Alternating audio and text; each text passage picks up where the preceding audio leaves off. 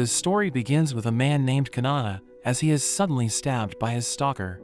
He's unable to defend himself, and his stalker surrounds her blade with lightning as she delivers the finishing blow. He wakes up in a cave, where the goblin elder Gabu names him Ru and gives him something to eat. He realizes that he has been reborn as a goblin, so he cries because he isn't happy with his current form. 3 days later, his body matures as he realizes that goblins grow faster than humans, and Gabu gives the children food, but he explains that this is going to be the last time because they need to learn how to hunt. Ru leaves the cave, and he starts exploring the outside world, realizing that it's filled with strange creatures, so he thinks it's different from the world he used to live in. He meets a goblin named Kichi, and they decide to work together, so they start hunting for food, and they see a horned rabbit. Kichi chases after it, as Ru sets up an ambush, and kills it in one hit. Kichi is about to eat it for himself, but Ru beats him up, saying they're supposed to share. Ru takes the rabbit's horn, wondering if it will make a good weapon, but he suddenly sees a notification, so he becomes confused, wondering what just happened. They eat the rabbit, and they continue hunting together, using the same tactic to catch their prey. He takes another horn, and the same message appears, but he still doesn't understand what's happening. As they eat the rabbit, the system tells Ru that he has learned the escape ability, so he realizes that he still has his absorption ability from his past life. It's considered to be extremely rare, and it allows him to learn the abilities of the creature he consumes. He notes that he no longer has the other abilities from his past life, but he thinks absorption is all he needs because he can consume the monsters in the area to get stronger. They return to the cave, where they meet a girl named Mio, who thinks they're amazing because they were able to hunt horned rabbits. Ru thinks they're pathetic, but she reveals that they have killed goblins before, and she takes a liking to him. He invites her to join them for tomorrow's hunt, and she agrees to this, but the next day, it starts raining, so they decide to postpone the hunt. Ru enters their storage area, where he realizes that they have been using human girls to procreate, but he ignores them, and he takes an ore, using it to forge a weapon. Gabu approaches him, thinking he's going to level up faster than expected, but he doesn't understand, so Gabu tells him to tap his head. He follows Gabu's instructions, and he realizes that Gabu is level 86.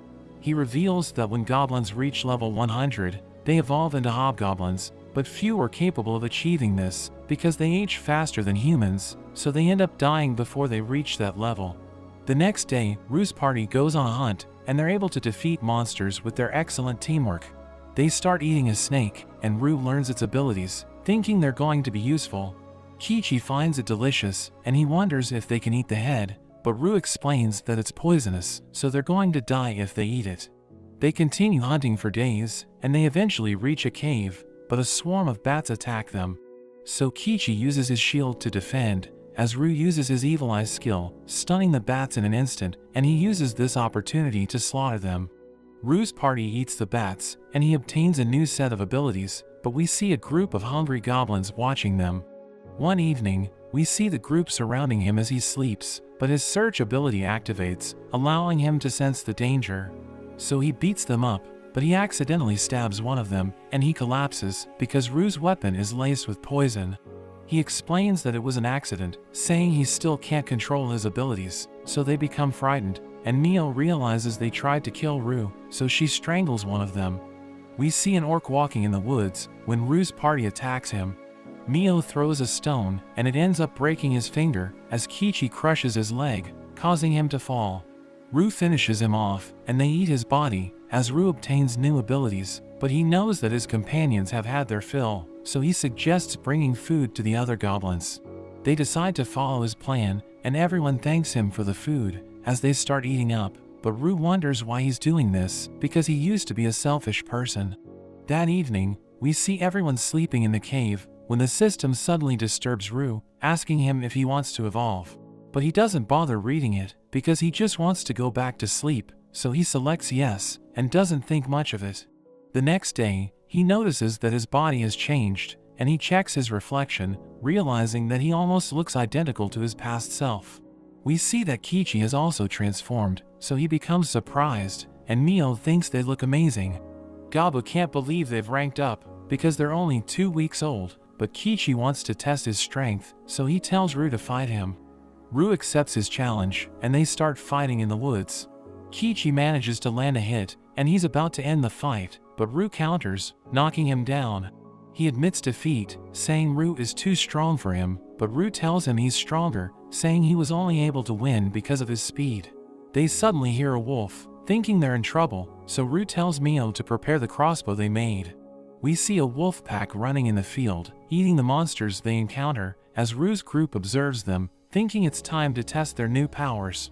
Mio uses the crossbow to fire a poison bolt, and she hits the leader of the pack, so they scramble, as Rue and Kichi charge in, slaughtering them with ease. The leader gets back up, so Rue prepares to take him on, but he suddenly collapses because of his injury. Rue eats the leader, allowing him to gain new abilities, and he realizes that he has gained a leadership skill, so he decides to try it. He returns to the goblins, telling them to eat the wolves, but he tells them to catch the same amount of prey in the future. They know they aren't strong enough to do this, so they beg him to teach them how to hunt, and he agrees to this, saying he'll show them how it's done. So they start praising him, but he tells them to get up, saying they're all comrades, and they're moved by his words, so they decide to follow him, thinking he's amazing. A few days later, they realize that the humans have taken their own lives, so Rue holds a memorial for them, thinking they did it because they lost hope. Rue trains the goblins, and we learn that he's been eating monsters during the past few days, so he has acquired countless abilities. He sees a group approaching, thinking they're a threat, so he prepares to take them on, but Gabu stops him, telling him they're from the previous generation. Gabu welcomes them, and we see that they brought humans with them, planning to use them to create the next generation. But Rue is against this, so he approaches the leader named Ken, saying he wants to look after the humans. But Ken becomes upset, and he looks down on Rue, calling him a newborn, so everyone prepares to fight. But the girls named Sei and Sato arrive, telling them to settle down, because nobody wants to get involved in a civil war. Sato suggests having Ken and Rue fight, to determine who's going to be the leader of the village, but they aren't allowed to use weapons, and they agree to this, but Ken ends up losing in an instant. Rue explains that his strings don't count as weapons, because his body can produce them, and he tells everyone that he's the new leader of the village, but Ken's men aren't happy to hear this. He takes the humans to the storage area, telling them they're going to be safe there, because he ordered the goblins not to touch them. He promises to return them to a human village, but a girl named Rebellia asks him what he wants from them, so he tells them to share their knowledge. They reveal that they were part of a traveling business, but Ken's group attacked them, killing the men protecting them and taking them away. So they start crying, but Rue walks away, giving them space to grieve. 2 days later, Rue gives the humans food, but he realizes that they have already moved on, and he observes them as they eat, realizing that they're nothing like goblins because they don't evolve. But they have jobs which make each of them unique, and he already knows what they do for a living, revealing that Rebellia is a rookie warrior, so he thinks about letting her train with the goblins. We see the goblins training, but Ken's men are struggling, so Rue starts trash-talking them, but they become upset, so he beats them up, reminding them that he's the boss. One evening, Rue is about to go to sleep, but he senses danger, and we see Ken with his men, as they're about to force themselves on the humans. But Rue stops them, reminding them that they aren't allowed to touch the humans. Ken refuses to cooperate, so Rue knocks him down, and he tells the humans that everything's going to be okay. Mio and Kichi arrive, so Rue orders them to drag Ken and his men outside, and tell everyone to gather, because he wants them to see what he's about to do. We see everyone watching, as Rue tortures Ken, beating him to a bloody pulp, and Rue tells them this is the punishment for breaking the rules. The next day, we see that Ken's men are still tied down, but Ken is already dead, because he ended up bleeding to death. We see Rue and his friends fighting a trihorn, but they struggle to break its scales, so Rue restrains it, and he delivers the finishing blow. They start eating it, and Rue obtains new skills, so he decides to test one of them, realizing that he can land 3 blows with a single strike. He's about to go to sleep, but Rebellia joins him, and he thinks she still can't get over the incident, so he allows her to sleep beside him. But as he wakes up, he realizes that Mio also slept beside him, and his arms are in pain, because the girls are sleeping on them. The goblins continue their training, and we meet Rue's assistant Gobi, who has just evolved into a hobgoblin, and she's responsible for teaching goblins how to do chores.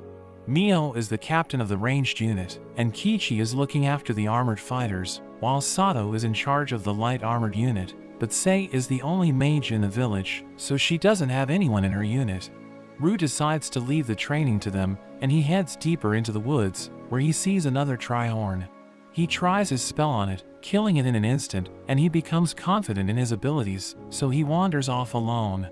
But he sees a trail of blood, and he recalls that Gabu warned him about a dangerous creature in the woods, which is known as the Red Bear. But he decides to follow the trail anyway, and it leads him to a dead Trihorn. He thinks the creature that killed it has incredible strength, because it was able to rip through the Trihorn's scales. The ground suddenly starts shaking as the Red Bear appears, threatening to kill him, so he thinks about running away, but he wants to obtain its skills, so he decides to fight it. Ru uses his magic, and he rushes to the bear, aiming for its head, but it blocks the spell with its hand, and Ru can't believe this, realizing that it has sharp instincts. He lunges at the bear, and he strikes its head with all his might, but he realizes that its skin is too tough, so he's forced to retreat. He covers it with his strings, but it manages to break free, and it breathes fire, burning everything in the area.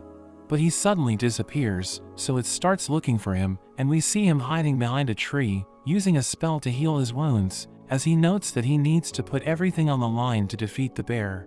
He charges in, as the bear breathes fire, but he protects himself with a shield, as he closes the distance, stabbing the bear's mouth.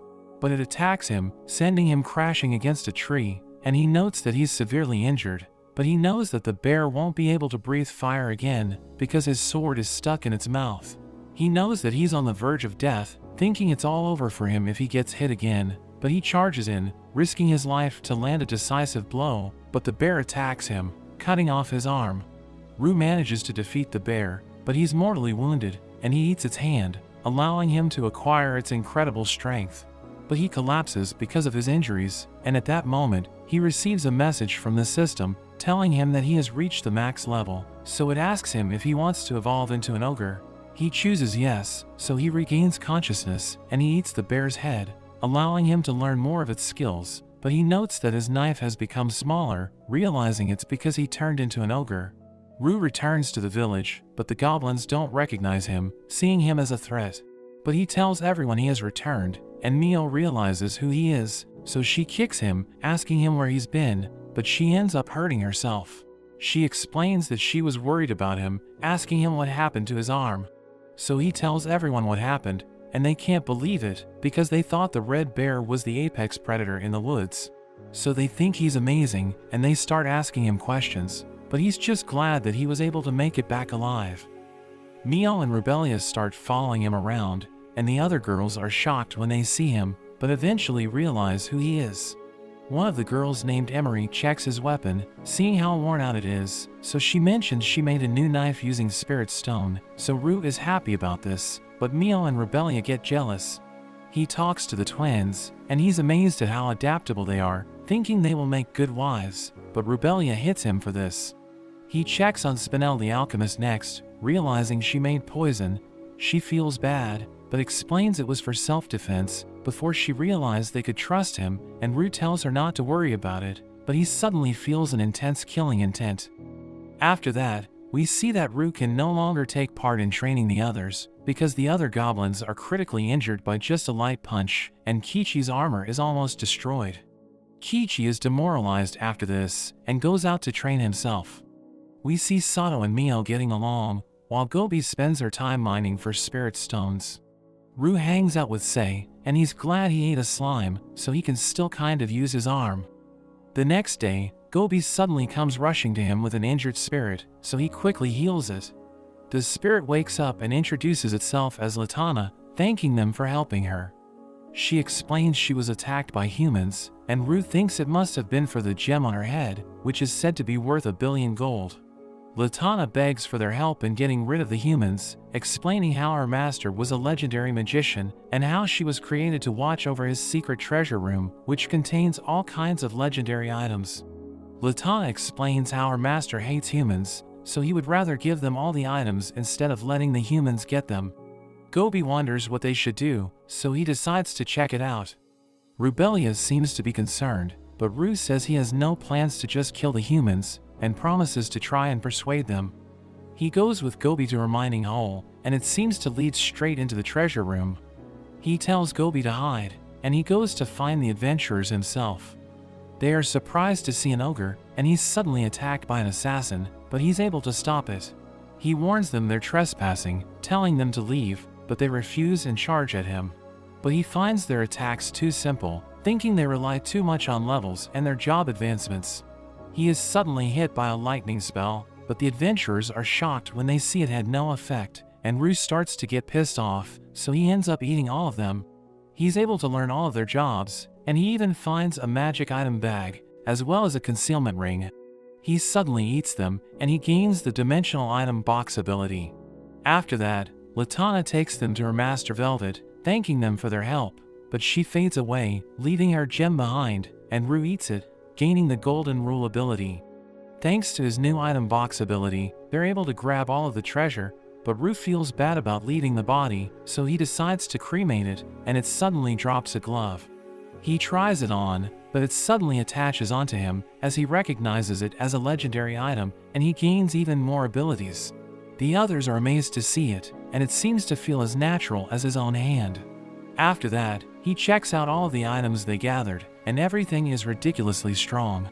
He ends up sharing it with the other hobgoblins, but he keeps the 2 other legendary items, and we learn they are insanely rare. Everyone is able to keep leveling up, and Rue continues to explore the forest. He eats a golden spider, as well as a crystal deer, gaining their abilities. He finds an enormous tree, and comes across a dryad, but we learn that they are said to tempt men, and use them as nutrition. The dryad comes up to him, and he struggles to resist her. He ends up giving in, but he gains the dryad's blessing, and she hopes for him to come back. He continues to fight more monsters, and gain their abilities, but when he goes back to the camp, all the girls start ignoring him. He's confused by this, and tries to ask what's going on, so he ends up with Spinel, who tells him that the girls are jealous, because they know he saw someone outside, pointing out the kiss marks on his neck, so he remembers the dryad. He wonders what he can do in his situation, but Spinel suddenly kisses him, mentioning how she also likes him, and Mio gets mad seeing this, but she suddenly clings onto him, saying she wants to kiss him as well, and the other girls all say they want the same thing. The next day, Rue reveals that his search ability has improved, and he senses a group approaching, so he goes out to meet them, realizing that the elves have arrived to pay him a visit. Their leader looks down on the goblins, calling them savages, and he offers to give them a reward if they defeat the humans threatening the woods. Gaba thinks it's a generous offer, but Rue refuses, and he mentions that he doesn't care what happens to the elves, knowing they aren't being sincere. They prepare to fight him, but he exudes his aura, and they're stunned by his overwhelming power. He knows he's surrounded by archers, so he threatens to kill the leader if he doesn't order them to stand down, and he fears for his life, so he obeys. Rue explains that he turned down the offer because he doesn't like their tone, but he will protect the woods with his life, since it's also his home. He displays his power by summoning countless spears, which surround the elves, so they decide to retreat. We see Rue hunting a gray slime, and he consumes its core, allowing him to obtain a skill called auto-replication. He decides to try it, using his blood to summon a tiny creature, and he realizes that he can use it to see what's happening. So he decides to put his blood on the girls' clothes, knowing it will help him protect them. A few days later, Rue senses the elves approaching, and their leader orders them to attack, but Rue unleashes a powerful roar, stunning the elves, and he uses his web to capture them. He asks the leader why he returned, so he admits that he wants to get revenge, but his companions mention that they tried to stop him. Rue explains that he's going to kill their leader, but he will give them a chance to live, saying they need to fight in mock battles against the goblins to determine who's going to survive.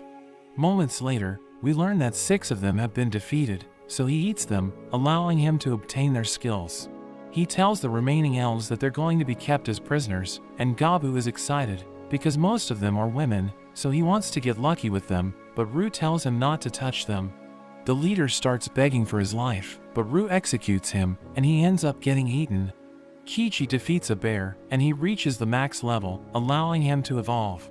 He returns to the cave, and everyone can't believe that he ranked up, but Rue is happy that he was able to get stronger. We learn that Kichi evolved into a special variant because he has the blessings of the demigods, and he challenges Rue to fight him, thinking he should be able to match Rue's power. Rue accepts the challenge, and he struggles against Kichi, but he still manages to come out on top. He notes that he still has the edge in combat skills, but he acknowledges Kichi's strength, recognizing him as his rival. We see Rue entering the cave when a dark figure appears, and it gives him a gift, saying he should accept it, but he suddenly wakes up, thinking it was just a dream. We learn that Kichi inspired the other goblins to evolve, and Spinel tests their aptitude, revealing that one of them has the potential to be a mage. She introduces Rue to a hobgoblin named G, and she explains that he will make a good cleric. Rue notices that Sei has also evolved, and we learn that she has turned into a half-spell lord. But she wonders why she has strange markings on her body. They head outside, and Sei tests her powers by launching multiple fireballs, causing widespread destruction. She brags about her magic, telling Rue that the spell was basic, but he tells her he has seen enough, and we learn that she still hasn't reached her full potential, because she can still evolve into a spell lord. She receives new equipment to celebrate her milestone, and Rue realizes that the villagers are getting stronger. He watches the goblins as they train, and he realizes that his generation is performing better than the previous one, thinking it's because they were raised in a different environment. The next day, the goblins from the previous generation approach Rue, telling him that they've had enough, because they don't like the way he's running the village, so they want to leave. He bids them farewell, but they wonder why he isn't stopping them, so he explains that they're free to do whatever they want. He shows them a knife made of mithril, telling them to consider it as a parting gift, and he uses it to cut himself, before allowing them to have it. Rue sees an orc with a dead human, and he notes that the man has an interesting ability, so he kills the orc and eats the man's body. He returns to the cave, where Spinel gives him a drink, and he realizes that it's beer, so he thanks her for creating it. Everyone gathers for a feast, as Rue tells them about the goblins that left the village, asking if anyone else wants to leave. But they remain silent, so he realizes that they're happy in the village, and they all drink together. After the feast, Rue uses his blood to create earrings, planning to use them to remotely communicate with the others. He makes the others wear it, and they're impressed that it's actually working. Gobi manages to defeat a Trihorn in one hit, but Rue notes that it's still alive.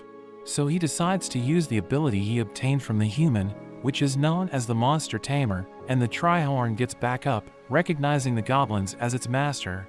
He realizes that the ability is useful, so he uses it to tame other creatures, thinking they could serve the people in his village. We see Rebelia fighting kobolds, and she's able to defeat 3 of them, as Rue notes that she's a competent fighter. She's about to eat, but she suddenly feels weird, realizing that she just unlocked a new job. She continues hunting monsters, and she's happy that she's making excellent progress. We learn that her new job is the Noir Soldier, and it allows her to level up faster, but she needs to keep consuming monsters to survive. She tells him that the humans have arrived in the woods, so he realizes that it's time for war. After some time, Rue senses a group of kobolds running to the cave, realizing that they're being chased by a horde of skeletons. So he orders his men to fight the skeletons, but they realize that their weapons are working, and he senses a powerful presence behind them, realizing that it's spawning the skeletons. Sato struggles against them, but she hits one of them with her scabbard, and it suddenly crumbles. So Rue realizes that they're weak against blunt attacks, and he orders everyone to smash the skeletons, so they start fighting with their fists. He orders them to stand back, saying he only needs 10 seconds to deal with the skeletons, and he blasts through them, allowing him to reach their leader, and he smashes it with his fist. He realizes that he was able to defeat all of them in 7 seconds, and he eats the leader, allowing him to acquire its abilities. The kobolds recognize Rue as their master, saying they owe him their lives, and we learn that they accidentally dug into a treasury, so its guardian awakened, and it started hunting them down. He reminds them that the goblins have killed kobolds, but they don't care, and they admit that they're weaker than goblins, saying he's free to do whatever he wants with them. So he decides to help them recover, and he realizes that his village is becoming quite an interesting group of people. Rue goes out hunting with Kichi, but they suddenly notice a suspicious group of humans. Rue decides to follow them, and they end up waiting beside a path. He uses his ability to eavesdrop, and learns that they are trying to kidnap the daughter of the elf chief, but also that one of the elves leaked the information. They wait until night, and the daughter of the chief passes through.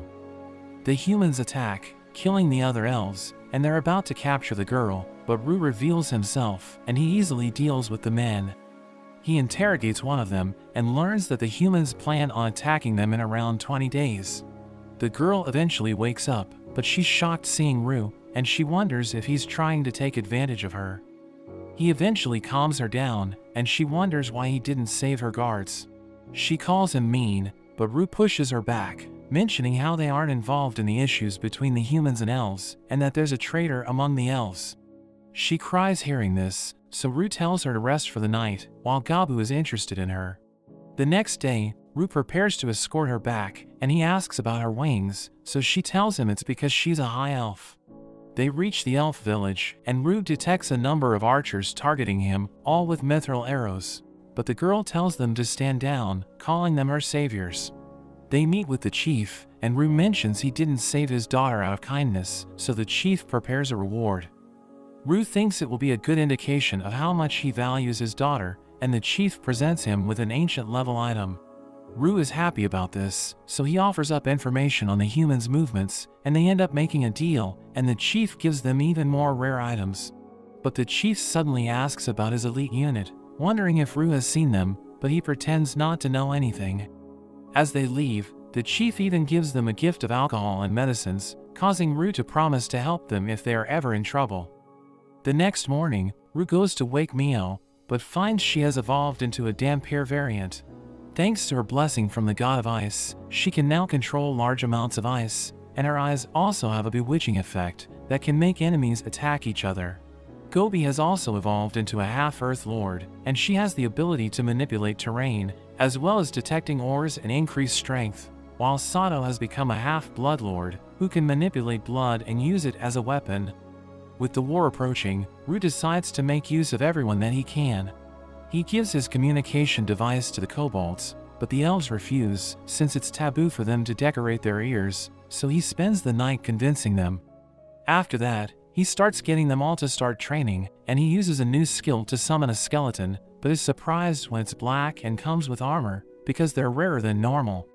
The elves train against it, and Rue learns he can summon other kinds of undead, but they burn up when exposed to sunlight. We learn that there are now over 100 people in their group, and Rue notes that the kobolds are the weakest, so he takes them for extra training, and he uses the opportunity to catch more wolf familiars. At night, Rue finds that the halberd he used to fight the red bear has taken a new shape, and it seems Emery was able to improve it using the new materials they got from the elves. Rue is amazed by her work, and it seems she has also ranked up into an elemental smith. Kichi approaches Rue, and he confesses that he likes Gobi. Rue thinks it's obvious, but Kichi doesn't know how to tell her. Rue tells him he needs to just do it, because the sooner he gets an answer, the sooner he can move on. So Kichi calls her out at night and confesses his feelings for her. The next day, we see that everything went well, as Kichi feels stronger than ever. We learn that Gobi was also asking Mio for advice, which is how Rue knew it would work out. The group goes hunting after their training, and Rue gains even more new abilities. He decides to try the exoskeleton ability, which gives him a suit of armor, and it has built-in healing and impact absorption. But he thinks it looks too extra, so he takes it off, but ends up naked, as he realizes the skill used up his clothes as the material for the armor. It seems the skill is able to register multiple forms, so he uses it with a different material to gain insect wings, but he struggles to get used to them. We see everyone continuing to improve, and Emery comes up with a new rapid-fire crossbow, while Spinel has created a new item from the black skeletons. They are visited by a group of elves sent by the chief, and they mention that the humans have begun their attack. They promise a great reward, and Rue agrees on the condition that they are able to operate freely, handing the elf a communication device to give to their chief. Rue starts to get excited, and he decides to gather everyone, announcing that they will become a mercenary group. Say asks what their name will be, so Rue decides on Parabellum, revealing that it means prepare for war, and everyone starts to get excited. We see Rue leading his group early in the morning, showing them a human camp, but they realize that it's surrounded by a magical barrier. Sei knows that they can't get past it, so she suggests destroying it, and Rue orders everyone to get into position as he uses his gauntlet to fire a powerful blast, which shatters the barrier in one hit. So the humans start to panic, and Gobi strikes the ground, surrounding them with an earth wall as Sei uses her magic, setting the camp on fire. Rue summons countless skeletons, and he prepares to eliminate the humans, but they start fighting back, and we see a knight named Therese, who is revealed to be their commander. She sees Rue, realizing he's summoning the skeletons, so she orders her soldiers to take him down. One of her mages launches a barrage of projectiles, creating an opening for her to charge in, and he casts another spell, which allows her to move with ridiculous speed. Rue is impressed, realizing she's an excellent warrior, but as she closes the distance, he casually hits her and blows her away.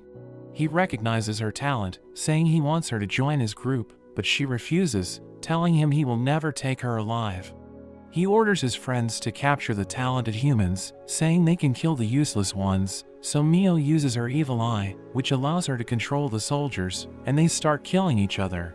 Sato manipulates their blood, as she creates countless swords, using them to slaughter the humans.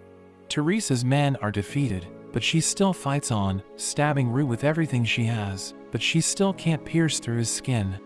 Another mage uses all of his power to summon a dragon, telling her to escape, as Sei recognizes the spell, thinking Rue is going to die if he gets hit.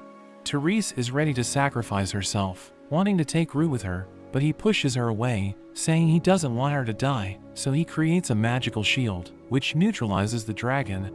Sei is impressed, knowing Rue combined the elements to defend himself, and Therese can't believe how powerful he is. After the battle, Rue celebrates with the chief, who thanks him for dealing with the humans. He checks on the humans he captured, and we learn that he gave them the medicine he received from the elves, but Therese finds him suspicious, thinking he's going to use her for breeding. Rue gives them ear cuffs, and we learn that it prevents them from lying, so he's able to extract information from them. He decides to share this with the chief, because he promised to give Rue alcohol in exchange for the information. Rue uses the communication device, telling the chief that the humans are planning to attack him from different directions, because they had to scatter their soldiers to move through the forest. Rue prepares to ambush the humans, and he sees hundreds of soldiers marching through the woods, so he gives the signal, and his men block the path. So the soldiers panic, as boulders start falling from the cliff, killing hundreds of them in an instant. They fall into Rue's traps, and the goblins take them out, but their leader gathers the survivors, ordering them to build a wall, so they use the stones to shield themselves, as the mages use magic to fight back. Rue thinks the leader is impressive, realizing he needs to change his tactics, because they're struggling to defeat the humans. He orders Kichi to capture the leader, so he charges in with his men, as the mages try to stop them, but they're able to get close, and they start slaughtering the humans. Kichi clashes with the leader, who tries his best to fight back, but he ends up getting captured, and his army gets wiped out. We see the prisoners talking about Rue, thinking they're about to rot in jail, but we see that the leader has joined them, and he tells them to calm down. They recognize him, knowing his name is Crowback, and they know he's just a commoner, so they refuse to listen to him. Rue starts interrogating Crowback, asking him why the humans are trying to invade the forest.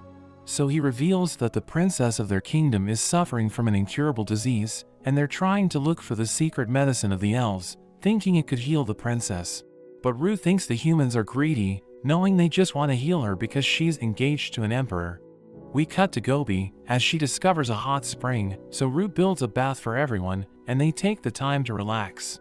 The next day, Rue decides to train the prisoners, wanting to improve their combat ability, so he makes them participate in mock battles. We see Sei and Mio ordering the prisoners to fight, as Rue notes that they're capable commanders. Crowback fights against a skeleton, but he thinks it's too weak, and he challenges Rue to a fight. So he uses an ability to buff Crowback, saying he will need it to survive, and Rue completely destroys him, smashing him against the ground. Rue heals him, but Kichi also wants to fight him, so they start pummeling each other, and everyone's impressed by their fighting spirit. After that, Crowback reveals that he grew up surrounded by demi-humans, and he thinks Rue is amazing, because he was able to gather everyone in the village. Crowback wants to serve him, so he removes his collar, ordering him to train Rebellia, because he wants her to get stronger. Rue meets the chief, revealing that 3 of his prisoners are injured, and the chief decides to accept them. Rue asks him about the secret medicine, knowing it can cure all illnesses, and the chief reveals that he gave it to Rue earlier, telling him not to let the humans have it. He decides to try it, and he gains an ability called Medicine Blood, so he decides to use his blood on one of the prisoners, and he instantly recovers, as Rue notes that the skill is overpowered. The next evening, we see a human commander enjoying a cup of tea, when Rue's spear suddenly hits him, blowing a hole into his body. The spear activates, impaling the soldiers in the area, and Rue's friends appear, wiping out the remaining humans. The next day, Rue visits the chief, who explains that he wants to end the war, so he decides to send his elite unit to support Rue, thinking the final battle is about to take place. As they return to the village, Therese tells Rue that she wants to serve him, but she asks him to give the secret medicine to the humans, because she wants to save the princess. So he thinks about it, thinking he can get the kingdom in his debt, but he considers the religious system, knowing there are 5 great gods in the world, which grant people extraordinary powers. We learn that he has the blessings of the god of demise and origin, so he thinks there's going to be a religious conflict if he hands over the medicine. But he considers what could happen, and he tells Therese that he will think about it. Rue's group approaches the enemy's base, but he knows they're outnumbered, so he thinks they shouldn't fight the humans head-on. We learn that he scouted the area ahead of time, and he heard the humans talking about the Rugalorden. He asked Crowback and Therese about this, so they told him that the Rugalorden is composed of 8 heroic warriors, who are all blessed by the gods, and they have the ability to strengthen their allies. But Rue looks forward to fighting them, because he wants to eat them. He summons his skeletons, but Mio asks him why he's doing this, reminding him that it's almost dawn. But he explains that he has a plan, telling his friends to secure the perimeter, because he's going to attack the base by himself. His skeletons charge in, and the humans struggle to deal with them, but the sun rises, and they start to disappear. But we learn that Rue covered them in slime, which protects them from sunlight. Rue joins the fight, ordering the skeletons to help his friends, and he gathers the water and blood in the area, unleashing a powerful wave that takes out all the soldiers in an instant. But a boy named Philip approaches Rue. He knows that Philip is one of the Rugalorden, and he's known as the Bone Bug, but he reveals that he doesn't like the name because it makes him sound like an insect. He shows Rue his eyes, and Rue realizes that he received the blessing from the god of demonic insects, thinking his aura is insane. He reveals that he used his abilities to create bugs, and he releases them as the soldiers start moving. Rue notes that they aren't zombies because the sun isn't affecting them, so he believes they're being controlled by parasites. Philip explains that the members of the Rugalorden are different from heroes because they aren't as powerful, but they have the ability to strengthen their allies. He uses his ability, which transforms the soldiers into insects, and they start attacking Rue, but he slices through them. So Philip recognizes his skills and decides to control the insects, allowing them to launch coordinated attacks. Rue struggles against them, and Philip notes that he's getting hit, but the insects can't kill him because of his regeneration. So he decides to summon his favorite pet as a massive centipede appears, and it bites Rue, as Philip reveals that his pet is classified as a natural disaster. He explains that its venom can paralyze its targets, and Rue loses consciousness, so the centipede puts him down, as Philip orders it to finish its mission. So the centipede leaves, but he realizes that Rue is missing, and he launches a surprise attack, which Philip barely manages to avoid. He wonders how Rue was able to survive, but he refuses to reveal his secret, and Philip thinks he used a fake corpse. He's about to reveal his first secret weapon, and he starts bragging about how powerful he is, but Rue suddenly attacks him, shattering his vial. He thinks Rue is being rude, and tentacles suddenly appear from his body as he prepares to use his second secret weapon. He consumes the corpses, allowing him to create a suit of armor, and he starts attacking, but Rue counters and blows him away. He starts flying, as he mentions that Rue is full of surprises, wondering how he can be so powerful without an epic awakening. So Rue wonders what he means, but he refuses to say anything. Rue reveals that he also has an insect outfit, and he summons his exoskeleton, saying they're now evenly matched.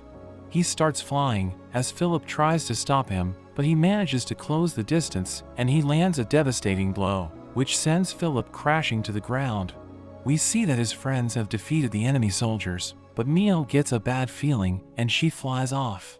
Philip says he's had enough and he abandons his armor as he starts running away. Rue chases after him, but the armor gets in the way, so he strikes it down, but realizes that Philip has gotten away. Mio is glad to see that he's okay, and he reveals that he sent a replicant with stealth abilities to search for the human leader. He sees the prince of the kingdom, telling him he wants to put an end to the war, so he gives the secret medicine to the prince, telling him to use it to save the princess. The soldiers ask him what they should do next, and he tells them to send a messenger, because they've already acquired the secret medicine. We return to Rue, and we learn that he didn't want to kill the prince, because the kingdom will retaliate if that happens. Gobi destroys a cliff, creating a wall around the forest, and they start looking after their wounded soldiers. We see two humans trying to return to their base, but they see Rue, so they panic, but he spares them, telling them the war is over. Rue has a funeral for his fallen comrades, as he notes that they lost 30 because of the war. We learn that the corpses need to be burned, because they could end up turning into zombies or ghosts, and his friends start crying, as Rue thinks about doing whatever it takes for them to survive. We see that a number of the goblins evolved after the battle. Chi has become a half-Saint Lord thanks to healing all the injured, and he even gained a shield ability that's strong enough to withstand some of Rue's punches. Gofu has become a ghoul, because she always ate the zombies that Rue created, but Rue is a little scared of her. He tries not to think about her, but he runs into Mei, who has become a Demeki, with eyes all over her body, which give her the remote viewing ability, so she will be good for gathering intel.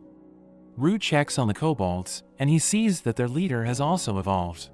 He reveals he has gained a true name, calling himself Akita, as we learn that true names are special names that individuals are granted at a certain level. But if an enemy learns it, they can cast certain spells like curses on you, so it's important to keep it a secret, but Akita reveals it to Rue as a sign of his loyalty. After that, Rue wonders what to do with the prisoners. He tells them they're free to leave, or they can stay as provisional members, but there are a few who are unhappy being treated like rookies, since they're much stronger than the other goblins. Rue tells them to leave if they have a problem, but the leader Zai suggests fighting for control of the group.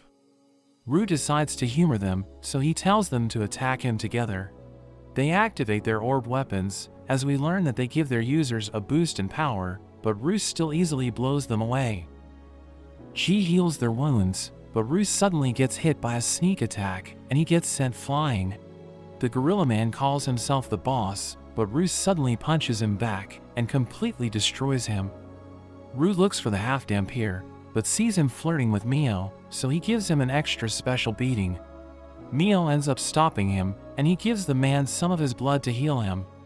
There are others who thank Rue for saving them from slavery, and they willingly join as provisional members. The half-Dampier approaches them again, but he's fallen in love with Rue after tasting his blood. However, Rue isn't into it, so he gives him another beating, but they end up with 50 new provisional members. Rue introduces Emery to some dwarves, but they seem to be a bit rude, so Emery doesn't like them, but Rue asks her to get along, since dwarves are said to be the best craftsmen, and they give him a new warhammer. Rue goes on a walk in the woods, and he thinks about how much things have changed, but the Dryad suddenly appears, asking if he wants to have some fun. He tries to turn her down, but she has her way with him, and when he gets back to the base, the girls get mad seeing all the kiss marks on his face. After that, Rue starts to grow crops, as we learn that he went to see the Dryad to get magical seeds from her, which grow faster and are more nutritious. Some of the provisional members decide to go home, and we see that the noble prisoners have also been released, but they've all been brainwashed by Mio, so they've basically become spies, and Rue learns that the human army has started to completely withdraw. The elf chief is glad that it's over, and he invites Rue to join their banquet. Rue does some crafting with his skeleton bones, and he ends up creating a skeleton centipede. He shows it to the girls, and they think it's creepy, but he explains they can use it as a vehicle, and he plans to take them back to their home. They wonder if they are being kicked out, but he mentions he wants to fulfill his promise to take them home and give them a chance to choose if they want to stay. There's a feast to officially welcome the new members, and Zai thinks the centipede will scare people in the town. The Dampier Danny notes that the Empire and the Kingdom have disdain for demi-humans, so he will need a guarantor from a noble family to get in, but Zai offers to help him out. The next day, before they head off, Rue splits everyone into groups, telling them to gather more information about the outside world, but reminds them that no one is allowed to die. They all head off, and Rue thinks things will be quiet without everyone around, but he looks forward to finding even stronger prey out in the world as they head towards the city of Trient. They arrive at the city, but everyone panics, thinking they're about to get slaughtered. So Rue's companions explain their situation, and they're able to find a place to stay. He tells the girls they can leave his party and stay in the city, because he knows they were kidnapped, and he wants them to enjoy their lives. But he thinks they're a valuable asset to his party, so he prefers having them around. Rubelia shows him the Adventurers Guild, where he immediately gets attacked, because everyone thinks he's a threat, so he knocks them out. Rubelia tells the attendant about Parabellum, and an old man tells them to register as adventurers, so they follow his instructions. Mio invites Rue to go shopping, but he explains that he needs to gather intel, and he disguises himself as a human. He walks around the city, as he hears everyone talking about him, thinking he's dangerous, so he realizes that it will be difficult for him to advertise his company. He suddenly gets ambushed by a group of thugs, but he easily deals with them and eats their bodies.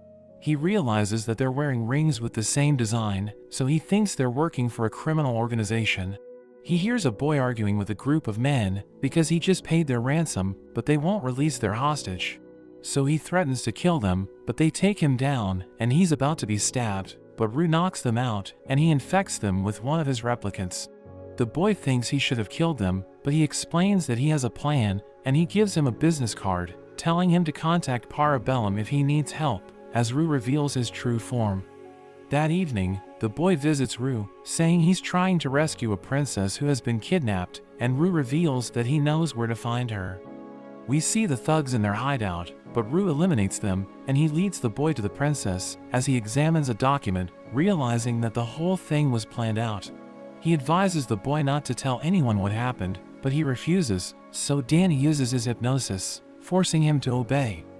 The following day, Rue learns about the next generation of goblins, and he's glad to hear this, but he keeps thinking about the human girls, hoping they won't leave him. So he visits them, and they all tell him they want to stay with him, so he thanks them for being loyal to him. Later that day, the princess visits Rue, knowing he was the one who saved her, and she introduces herself as Ellis Sternbeld. She knows about Parabellum, and she decides to hire them, telling them to escort her to the royal capital. But he refuses, reminding her that she has guards, but she thinks they're useless, and the boy reveals that she'll be paying them a gold plate for the job. The girls tell Rue that it's worth 1 million gold coins, so he realizes that the offer is too good to pass up. Rue ends up accepting the job, but he wonders why Alice has no guards. So she explains that she left them, and he can't believe this, thinking they're searching for her, and they might mistake him for a kidnapper. But he knows that he can't break the contract, so they ride the skeleton centipede, as the princess points him to a herd of buffalo. So they kill one of them, and they eat it, but Rue comes up with an idea, and he decides to tame a buffalo so that the skeleton centipede will look less conspicuous. They continue their journey, hunting monsters along the way, but Ellis keeps putting herself in danger, so Rue realizes she's trouble. They see a nest, and Rue knows there are turtle snakes. So he pulls them out, and Ellis apologizes for her behavior, as she decides to help them prepare the food. They enjoy the meal together, and as they journey on, Rue notes that Ellis is aware that monsters are dangerous, but she's doing ridiculous things because of her curiosity. We learn that the boy is a knight, and he's about to train with Rue, but Ellis decides to join them because she wants to learn how to fight. Rue notes that the boy lacks combat experience, so he gets beat up, because Rue wants him to realize that he needs to get stronger. But Rue realizes that Ellis has potential, and he knows that she's determined to improve. They discuss the route they should take, and we learn that the shortest route is extremely dangerous because they need to get past the strongest creatures in the mountains, which are known as the Falaise Eagles. And the boy adds that their leader, the Jade Eagle, is a force to be reckoned with because it has the blessing of a god. So everyone thinks they should avoid it, but Rue doesn't care, and he decides to hunt it. They encounter the Falaise Eagles, but Rue captures all of them, and the group eats them for breakfast, but the Jade Eagle suddenly appears, so Rue starts fighting it. But after an hour, everyone becomes worried, thinking he's going to lose. So they decide to look outside, and they realize he lost his arm, so they think he's in trouble. But he eats his arm, allowing him to regenerate, as he reveals that he wasn't fighting seriously. He unleashes his full power, and he restrains the eagle as he lands the finishing blow, sending it crashing to the ground. He notices something on the eagle's body, realizing that it has a soul stone next to its heart, and the girls know that it's extremely rare, thinking they can sell it to make a fortune. Rue eats the jade eagle, allowing him to obtain its abilities, but Ellis asks him why he eats everything he kills. So he explains that he's doing it to take on their regrets and grudges, and he knows his explanation is weird, because nobody in his past life understood him. But Ellis doesn't say anything, and she keeps thinking about what he said. They arrive at the village of Mason, but the people panic, and they prepare to fight Rue. But Ellis shows them her crest, as she tells them to be silent, and they recognize her as the princess, so they allow him to enter the village. The mayor gives them a place to stay, and shows them the tourist spots, because he wants the princess to have a good time. That evening, everyone drinks together, and a man touches Mio, so she beats him up. Rue challenges everyone to a drinking competition, saying the winner will earn 4 silver plates, and the villagers accept his challenge. But they all end up getting drunk, and we learn that they never stood a chance, because ogres can't get drunk, and Rue just did this so they would forget about Mio. The next day, they continue their journey, but Rue realizes that the twins are both pregnant with his children, so he calls Gabu, saying he doesn't know what to do. But Gabu tells him they won't make it back to their village in time, because ogre children are born immediately, and he thinks the sisters won't survive, because humans are too small to bear ogre children. So Rue decides to find a place for them to give birth, telling them to hang on, and they assure him they're going to be fine. But Spinel realizes they're getting weaker, thinking they need to eat something nutritious to survive, so Rue removes his arm, and he tells them to eat it, thinking it should give them enough energy. But they refuse, saying they don't want to eat him, so he takes a bite, and he kisses them, forcing it into their bodies, as he tells them that he doesn't want them to die. They reach a cave, where they're attacked by bears, but Zai and the others deal with them, as he prepares a bed for the sisters. He uses his healing ability to keep them alive, as their bellies continue to expand, and Ji tells him that the babies are ready to be delivered, so he performs surgery on the sisters. Moments later, we see that everything went well, and the sisters are still alive. Rue notes that he felt nervous, but he's glad that he was able to save them, and he realizes he's a father now. Gabu calls Rue, telling him that the children are probably ogre mixed blood, and Rue mentions that they each have 1 horn. But Gabu suggests removing them, because mixed bloods are shunned by society, thinking they're abominations. But Rue thinks this shouldn't be a problem, as he promises to show them love, and Ji tells him that Parabellum will take care of the babies.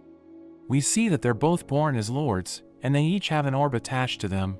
So he names the girl Oro, and the boy Argent, revealing that he named them after the color of their orbs. The next day, Rue leaves the cave alone, as he searches for a powerful monster. He sees a giant deer, calling it the White Stag, and he thinks it's a boss, thinking he may not be able to defeat it even if he goes all out. He decides to fight it anyway, but it removes its antlers, and it quickly runs away. He thinks about eating the antlers, but he thinks about his babies, and he decides to save it for them.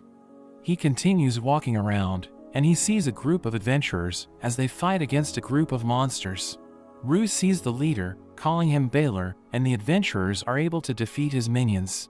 But Baylor attacks them with an energy blast, and Rue realizes they're struggling, but he acknowledges their skills. The leader continues to fight, and Baylor prepares to unleash his ultimate skill, but he suddenly gets hit by magical arrows, which instantly tear him into pieces. Rue approaches Baylor's remains, as he thinks about storing it in his item box, but the adventurers prepare to fight him, thinking he's a threat. But their leader emits a magnificent aura, and Rue takes interest in him, so he decides to spare him, telling him he can have his potions in exchange for Baylor's remains. The man agrees to this, so Rue puts Baylor in his item box, and he starts walking away, as the adventurers start talking about him, thinking he's an interesting creature. But the leader reveals that he has an ability called Voice of Death, and it told him that Rue could have wiped out his party. Rue eats Baylor, and he returns to the cave, where his family welcomes him back. He gives the white stag's horn to his children, allowing them to improve their stats, and he tries eating it with Rebellia, and they both obtain strange abilities. Rubelia reveals that she got a new job called Stella Meter, but Rue realizes that the white stag is incredibly powerful, knowing he isn't strong enough to tame it.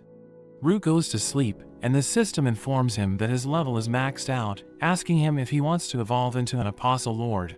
So he agrees to evolve, and he obtains special abilities, but there's suddenly an error message, telling him he still needs to meet certain conditions to unlock a new set of skills. The next day, they continue their journey, but they realize that Emery and Spinel are pregnant. Rue already knows what to do, so he tells them they're going to set up camp, and we see that they're able to deliver their babies. Emery's son is a high orc, while Spinel's daughter is human, and everyone realizes she's smaller. They rest in a place called Purgatory, as Ellis wears a disguise, thinking everyone will recognize her, because they're already close to the capital. The girls rest at the inn, as Rue leads the others to the Adventurers Guild. Rubelia realizes there's a training room, and a group of adventurers challenge Rue to a fight, but he tells them to fight the others instead. So they start pounding each other, and the adventurers end up losing, but Rue invites them to join Parabellum. He later goes shopping with the girls, and he buys a camera, using it to take pictures of his babies. That evening, he decides to contact the other members of Parabellum, and he calls Sato, who reveals that Sei was able to buy spellbooks because they've been capturing criminals to make money. He contacts Mei, who explains that she's been gathering information, so Rue knows she's been working hard, and he tells her to take a break.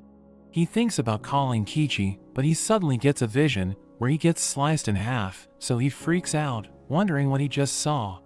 So Rue decides to head to the city of Griffos, because he wants to see how Kichi is doing. He tells Ellis that this is going to take 2 days, so they won't be reaching the capital anytime soon, but she allows it, saying it shouldn't be a problem. As they travel, everyone observes the babies, and they realize that Spinel's child isn't developing as fast as the others, but they think it's because humans take longer to mature. Rue sees Mio with a necklace, recognizing it as the one he gave her, but she thinks she isn't good enough for him, because she appears to be falling behind, thinking she's nowhere near his level. She reveals that she wants to have a baby with him, and he tells her he'll never leave her, saying it doesn't matter if she can't bear his children. They reach Griffos, where they see a dungeon, but they encounter a group of adventurers running away, and they mention that there's an overpowered minotaur inside. Rue talks to the mayor, telling him the minotaur is his friend, but the mayor explains that the adventurers are trying to take him out. So they return to the entrance of the dungeon, and Kichi appears with Gobi, as Rue notes how they have gotten bigger. Gobi reveals that they didn't kill the adventurers, and Rue asks Kichi about his vision. So he explains that he reached the deepest part of the dungeon, where he encountered a boss monster that copied Rue. He was no match for it, and the system tells him he died. But his death was cancelled thanks to one of Rue's abilities, and he receives the blessing of the lightning god, allowing him to reach a new level of power.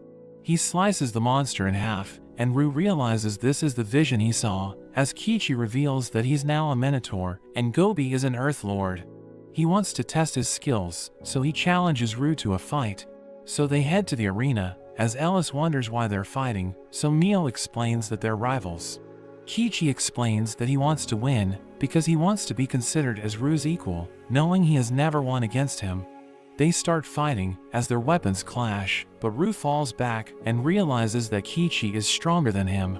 He charges in, and Rue parries his attack, but there's suddenly an explosion, so Rue jumps away, as he notes that he can't resist Kichi's flames. He realizes that Kichi got stronger because he wants to defeat him, so he gets fired up, as they clash once again, and he uses his magic to attack from behind. But Kichi manages to defend himself, and he summons a bull, as Rue struggles to avoid it, so he uses his new ability, which allows him to boost his stats.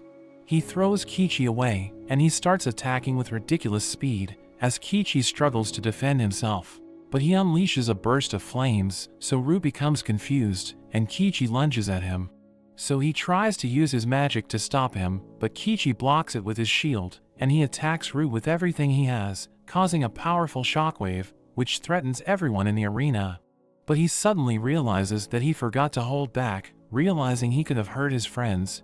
Rue manages to recover, telling him he needs to be careful, and he suddenly dashes in with a new skill, unleashing his blazing fists.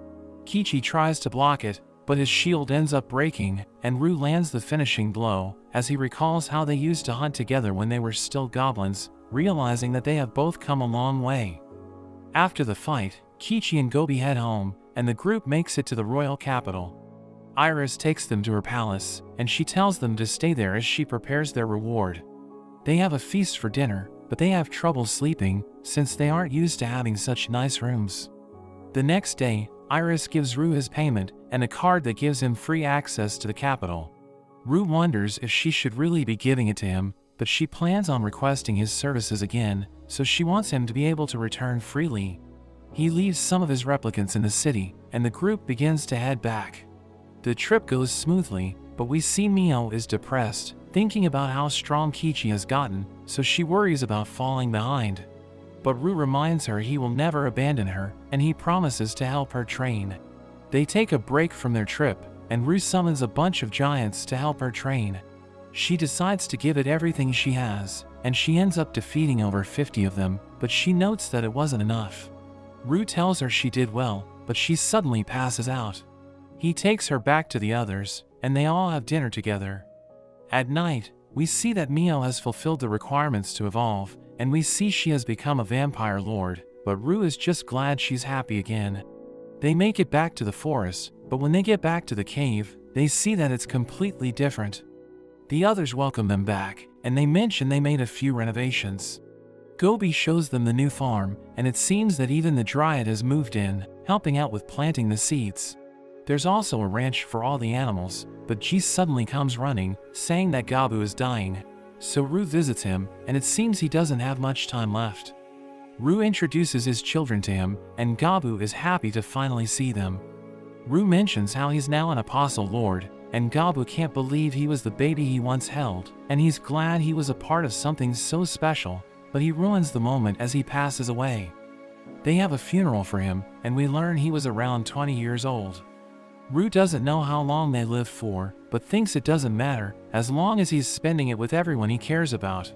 In honor of Gabu, Rue decides to have a tournament to see how everyone in Parabellum has improved. We see everyone fighting and trying out their new skills, and Kichi gets his rematch with Rue. He thanks Rue for helping him get stronger, but he swears to surpass him. They charge at each other, causing a massive clash, and they fight until the end of the day, but Rue manages to come out on top. Everyone compares their results, and the twins serve dinner, as Rue thinks about how strong everyone has become. At night, he gets a call from Iris, requesting his services once again. He tries to turn her down, but she makes him an offer he can't refuse, so he gathers everyone the next day, and they prepare to set off for their next adventure in the capital. But that's where this video ends. Remember to like and subscribe to the channel. Thanks for watching, and I'll see you next time.